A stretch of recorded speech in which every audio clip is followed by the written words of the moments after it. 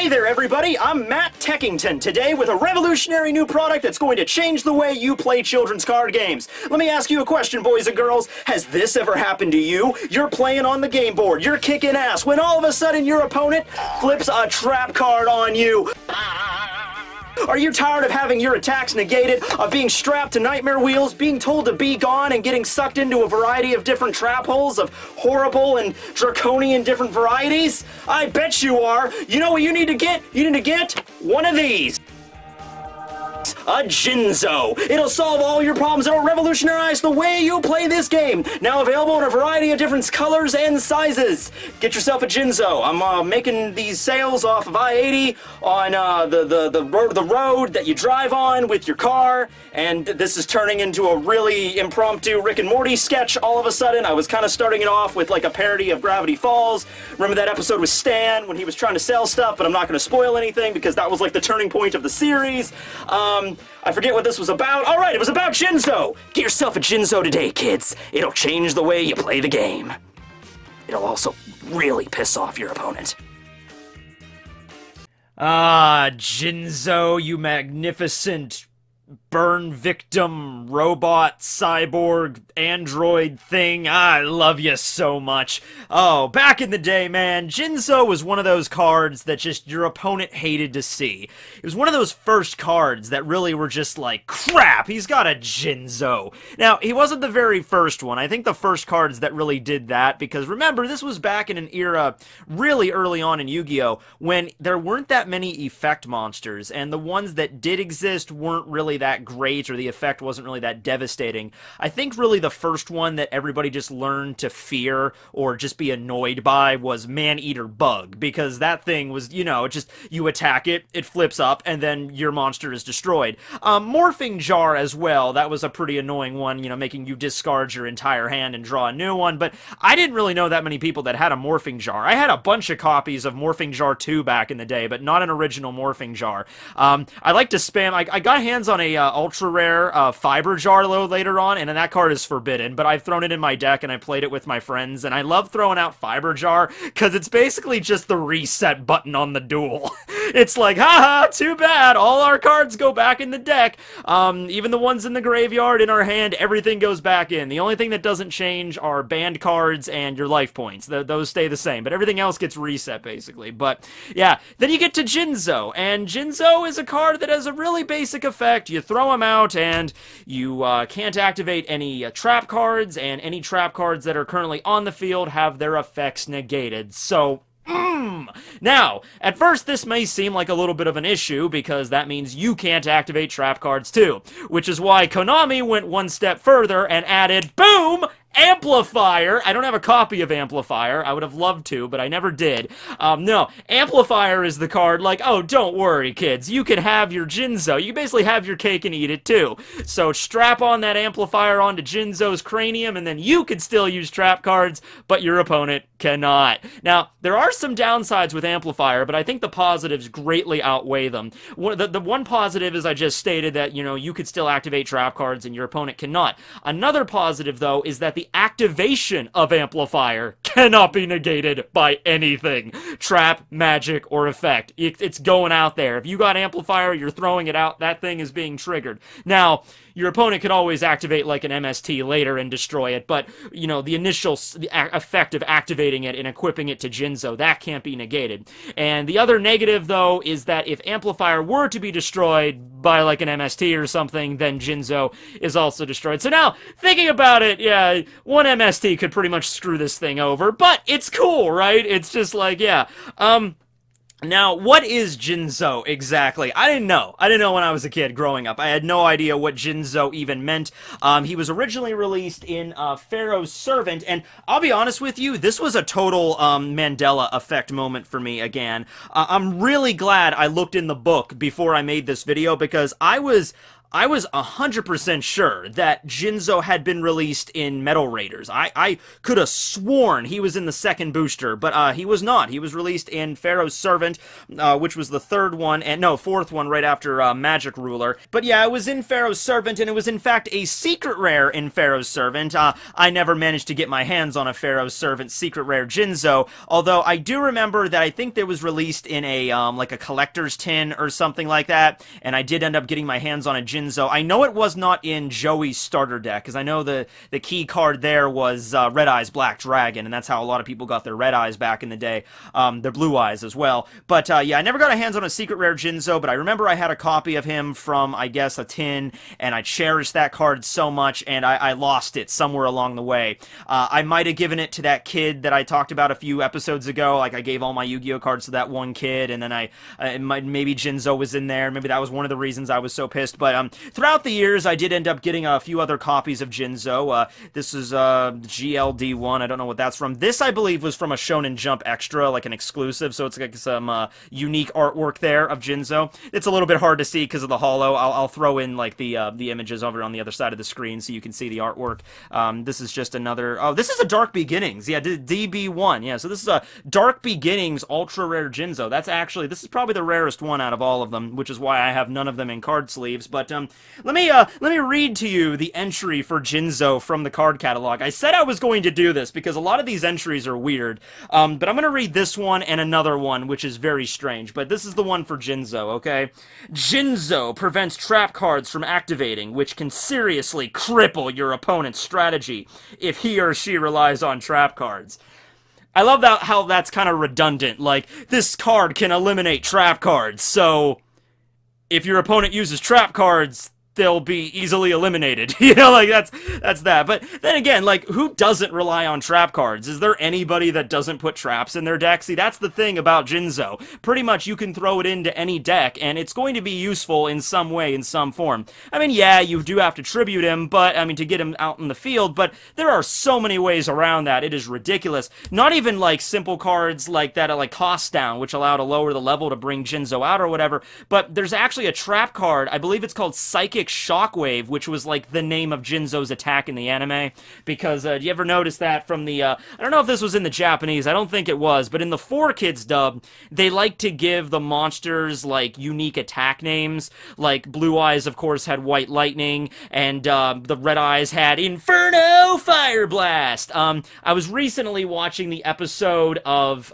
when Pegasus dueled Kaiba, and there was Kaiba summons Rude Kaiser, and he's like, forearm slash. And my favorite, though, from that episode was Pegasus summons Parrot Dragon, and he's like, attack with bombarding beak. And I'm like, oh, bombarding beak. Oh, that's great. That's great. There needs to be a card for bombarding beak. But that's what Konami did. They created a lot of these cards, like spells and traps, that were the names of their attacks from the anime. So there actually is a spell card that is Inferno Fire Blast and White Lightning, and in Jinzo's case, Psychic Shockwave. It's a card that allows you to special summon Jinzo. It's pretty handy. There are other cards to do it too, as well as with Jinzo Returner, which is like a downgraded, weaker version of Jinzo, and then you have the upgraded form, Jinzo Lord, which I love that. Jinzo Lord. They didn't say Jinzo the Lord, or, you know, the Lord Jinzo, or anything like that. It's just no. Jinzo Lord. Done. So, I think right around this time, I should probably tell you what Jinzo actually means, because it sounds cool. It's one of those words that you could just say and you'll never get tired of. Jinzo. But, no, Jinzo, as you could imagine, is Japanese. The original name for Jinzo in the Japanese version of the card is Jinzo Nigan Psycho Shaka. So, Psycho Shocker is what he's usually referred to as, like, in the anime when he shows up in the GX episode. We'll be getting to that in a second. They knew what they were doing with that. They knew how cool this damn thing was. Like, alright, we don't really know what it's supposed to be, but it looks cool. I think it's just because of the green and the spikes coming out of its freakishly long neck. I mean, this dude has to have, like, at least a 2-foot long neck for this to work. And the head veins and everything, like, in the abridged series, when Kaiba was dueling Lecter, he was like, "Duel me, you weird burn victim thing." But, yeah, okay. So, Jinzo Ningen, which is what the first half of the card is, they took out the Psycho Shaka part from that, and they just had Jinzo. Jinzo Ningen simply means artificial human. Those of you that are fans of Dragon Ball might actually, know where I'm going with here, because the original names of the androids they're not actually androids. They are, in fact, cyborgs, because an android refers to a being that is, like, machine on the inside, but made to look human on the outside. Like the Terminator from The Terminator would be considered an android. So that's why in the original Japanese, the androids are referred to as Jinzo Ningen, which just means artificial human, which is what they are. They are humans that have been modified. They're not androids. I don't know if the Funimation changed it, maybe for the lip flaps to make that easier or whatever, but that's the thing. So they took out the Psycho Shocker part, which was the coolest part, and they took out the Ningen part, and then we're just left with Jinzo. Which, if we're just translating literally from Japanese, his name is just artificial in the English version. Just artificial. Kind of bland when you actually think about it. I guess you also have Artificial Lord. He is the lord of artificiality. And, oh, you also have Jinzo Jector, which is another way you can get Jinzo out on the field. His name is treated just as Jinzo while he's out, and if you fulfill his summoning condition, you can reveal you can add one Jinzo monster from your deck to your hand. And that kind of brings us to the next thing, is that Jinzo himself is sort of an archetype. Not really. He doesn't have a ridiculous amount of support. He has Jector and Lord and Returner. I don't have a copy of Returner, or at least I couldn't find one. Those are the main draws of Jinzo, but there is in fact another one, a fourth card that is kind of officially Jinzo related. Who's that monster card? It's Jinzo 7! Jinzo! So Jinzo 7, or Jinzo number 7, however you want to pronounce it, was released in Metal Raiders. Ah! That's the reason I thought Jinzo was released in the Metal Raiders booster. He kind of was, but it was Jinzo 7. So just like with Jinzo, his name was shortened. His original name was Jinzo Ningen number 7. Makes a little bit more sense. He was artificial human number 7. So, like, I guess if Funimation got a hold of him, he would be called Android number 7. This card is not really related to Jinzo in the same way that he affects traps, because he doesn't. He has a very basic effect that was held by a lot of kind of weaker monsters back in the day, like Flower Plant, for instance, and Ugachi, and they were cards that had really weak attack, but to offset that, they could attack the opponent directly. But, yeah, so Jinzo number 7 could attack your opponent directly, but because Jinzo is still in the name, you can actually use the effect of, like, Jinzo Jector and other cards to bring Jinzo to the field or to your hand, to search him easier. So actually, if you're going to be building a deck around Jinzo, probably include number 7, because, yeah, he's only got 500 attack, but, you can attack your opponent directly. You could buff him up with a variety of different equip spells. Actually, the flavor text for Jinzo 7 in this book is actually really long for whatever reason. I don't know why they chose to make it that long, but allow me to read it to you. Remember, somebody probably got paid to write this. Since this android, created by science, lacks a heart, it feels no pain. What was the point of putting that in there? Like, just to let you know, this thing feels no pain. Like, alright. It's a horrific creature that continues its carnage until it's destroyed. So it feels no pain as it comes at you trying to rip your brain out. Like, Jinzo, Jinzo. Oh god, get away from me! Jinzo, Jinzo! Alright. Moving on. Jinzo number 7 has one of the highest attack for a direct damage monster. I feel like that milestone has maybe been buffed up a little bit since 2001. To be fair, though, the other cards, actually, I'm noticing a lot of the other direct attack cards are right on this page right here, like Steel Scorpion, Mystic Lamp, Legul, Uguchi. Yeah, all of them have pretty weak attack. Like, Steel Scorpion only has, like, 250. But Jinzo number 7 has 500.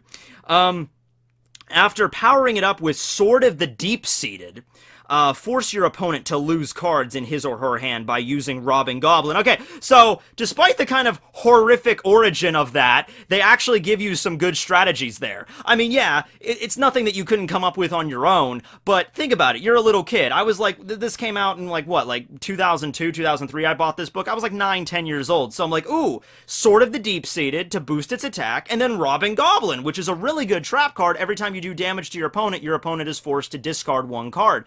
Or it might be every time you destroy an opponent's monster. One or the other, it forces your opponent to keep discarding cards.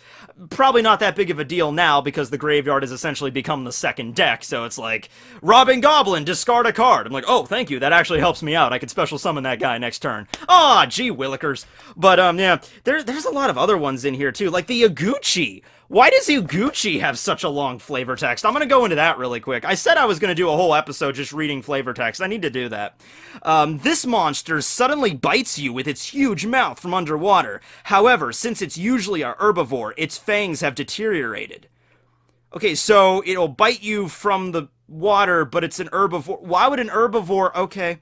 After using Swords of Revealing Light, Uguchi can be quite a force with Cannon Soldier. If you attack and then offer it as tribute to Cannon Soldier, you can cause significant damage to your opponent. Oh, okay, I see what he's doing. Like, you know, stall out your, lock your opponent down with swords, and then throw Cannon Soldier out, attack directly with Uguchi, then sacrifice it using Cannon Soldier's effect to do extra damage. Okay, that's actually not a bad skill.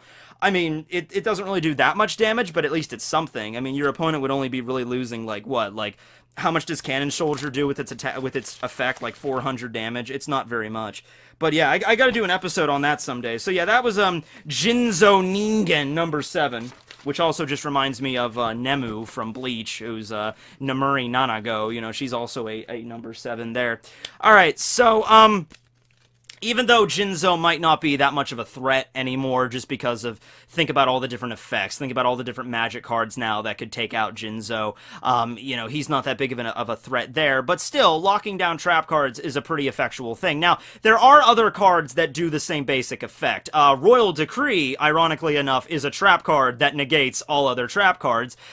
There's also, it's a monster, it's like Cyber Shield or something, that's basically the same exact thing as Jinzo, except it can negate magic cards the same way that Jinzo negates traps. There is actually a magic card that makes it really easy to get rid of Jinzo, and it's the magic card Double Snare, which is essentially the anti-Jinzo magic card. It's the magic card that was created to stop Jinzo. You might as well just call it anti-Jinzo. It's a card that destroys other cards that negate traps. So, I mean, technically any monster that would negate traps, Double Snare will work on it, but I'm sure they had Jinzo in mind. Even though Jinzo doesn't actually appear on the card artwork, it probably was the main threat there. So, yeah, that's him. He does appear in the anime quite a bit, because we all love Jinzo. Esperoba is the first duelist to use him. Esperoba is one of the, there's a lot of these in the anime where they're like, I am psychic, woo! Beware my power, because I can read your mind. I was actually thinking about doing a video on that. Not a Yu-Gi-Oh! Histories, but just like a video on Yu-Gi-Oh! In general. Because how many times in the series of Yu-Gi-Oh! Granted, I'm not into like 5Ds, Zexal, Arc V, Vrains, but how many times in Yu-Gi-Oh! Do the main characters have to go up against a character that claims to be psychic? Or is actually psychic? Because, like, in Pegasus's case, he could actually read your mind with the Millennium Eye. But anyway, I was thinking about making a video about how, yeah, being able to read your opponent's mind, it would give you an advantage, but it wouldn't guarantee you the match. You know what I mean? Like, yeah, you might be able to read, oh, I know what's in his hand. Shit, I don't have anything to stop it. I know what he's gonna do, but I have nothing to stop it. This ability didn't really help me out too much. You know what I mean? So I was thinking about doing a video, something like that. But, yeah, Esperoba had it, and he lost it to Joey in the in the first Battle City duel he was in, so he got Jinzo. Ever since then, Jinzo has kind of become one of Joey's staple cards, next to Time Wizard and Red Eyes Black Dragon. It's even more infamous than not infamous, it's even more famous, well, infamous to the opponent, but it's even more famous than, like, the other cards he won in Battle City, like Insect Queen and Legendary Fisherman, because those cards, you know, kind of suck. So Jinzo's the one that doesn't suck, so he could use that. By the way, I went back and I was watching the episode when I was doing the ritual card video last week. I forgot to bring this up, but there was such a douchey thing that Mako Tsunami did to Joey. When Mako lost to Joey, he actually gave him 2 cards. He gave him the Legendary Fisherman and the Fortress Whale, but he did not give Joey the Fortress Whale ritual. So it's basically just like, here you go, Joey, my rarest cards. One of which you can never play. So, that was kind of a douche move from Mako. Right, so after winning this card from Esperoba, though, Joey basically uses it a lot in his duels. Since then, he used it against Merrick, he used it against Odeon or Rashid, and it actually worked really well against Rashid because he used trap cards a lot, like trap monsters. I think that's actually the duel where trap monsters were introduced. And, you know, Joey busts out Jinzo, and he's like, where is it now, huh? So, yeah, he appears a lot throughout the series. Later on in GX, he makes an actual literal appearance. Because GX is really the show that really, like, showed that, no, these aren't just cards, they are in fact spirits that live in another dimension. So you had, like, Wing Karibo, and eventually the Dark Magician Girl, Kawaii Desune, appears, and Jinzo is also a card spirit that appears. He appears in a very dark episode. It was one of the ones they had to kind of change a little bit for, you know, English release. You know, they had to change a lot of stuff. They called the Ouija board a mystic box in that episode. It was very weird. But it was an episode on episode 14 of GX where Jaden duels Psycho Shocker. It takes place over winter break where all of the students of Duel Academy are leaving to go home. And it's this really creepy atmosphere where it's like really cold and the snow is falling. And like Jaden and Chumley and Cyrus are like the only ones left on the island. And then this Obelisk Blue student appears and he's like, "We summoned the demonic hellspawn, Jinzo, please help us!" And has a flashback where him and 2 of his friends dress up in, like, robes and actually perform, like, a satanic occult summoning of Jinzo. And it succeeds, and it works, and Jinzo comes to life, and his English voice sounds a lot like the psychic the dude from Metal Gear. I forget his name, I've never played Metal Gear, but he has, like, this mask on, and it's this really distorted kind of metallic robo voice. He's actually rather intimidating, and so, yeah, it's the real Jinzo, you know? It's not like Scooby-Doo, like it's a guy in a rubber mask or something. It's the legitimate Jinzo that is brought into our mortal plane and is harvesting souls of the ones that summoned him in order to become corporeal. That's a little bit intense. So Jaden ends up dueling him, just straight up duels Jinzo, this duel spirit. He possesses the kid at one point, like, "I am Jinzo, I'm not going back to the darkness." So yeah, Jaden of course ends up winning. It is a shadow game, so that's one of the real first, you know, appearances of that in GX.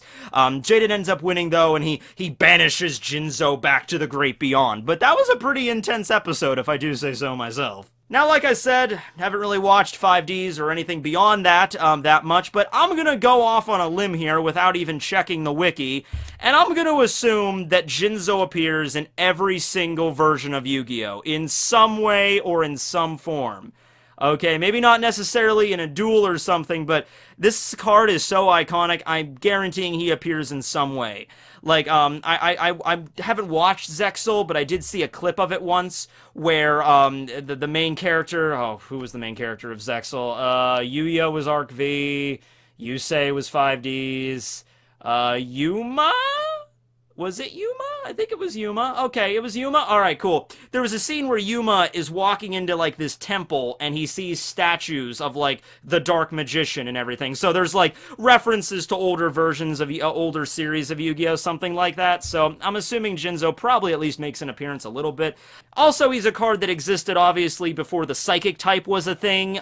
If it did, I'm sure that he would be a Psychic type monster, because that's his whole shtick, you know, like, I'm a psychic android burn victim thing, you know, so, yeah, but if psychics were a thing, he would definitely be one. I guess with the, other releases of, like, Lord and Jector, I think Lord might have been around before the psychic, but Jector probably wasn't. They could have added the psychic typing, but they didn't, so they're just gonna keep him as a machine, so whatever, that's fine with me. I was kind of surprised when the psychic type was a thing. I didn't even know. It came out during 5Ds, but it wasn't until much later that I actually found out that psychic was now a type, and I'm like, oh, so they're just ripping off Pokemon then? I'm like, is there gonna be a Steel type too coming out? A Dark type maybe? I guess we kind of already have that with Machine and Fiend, but yeah, that's basically everything I wanted to talk about Jinzo. He's been a staple of the series for many years, and I think he will be to come. Whenever somebody thinks about a card that can eliminate traps, the first monster you think of is, of course,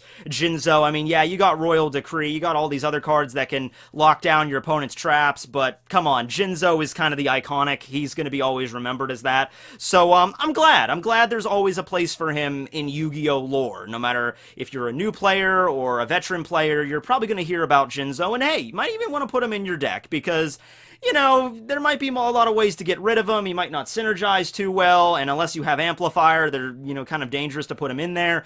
But, you know, you can kind of toss him into any deck, and I'm sure he would at least have some use, you know? But anyway, thanks for watching, everybody. This will be Tekking101 signing out. And next week is going to be the 30th. That's Sunday. So I'm going to be putting out another video for that. But after that, we're getting into October, and all month in October, we're going to have Halloween-themed Yu-Gi-Oh! Histories. So there's going to be a video on the Destiny board that I'm excited for. There's going to be a video on Call of the Haunted. I was going to make a video on all the different, the differences between Season 0 Yu-Gi-Oh! and now, like the differences between Yami, the Pharaoh, Atem, because he is a straight-up sadist in the original version of Yu-Gi-Oh! In Season 0. It's pretty intense there. So, yeah, look forward to those. Thanks for watching, everybody. Tekking signing out.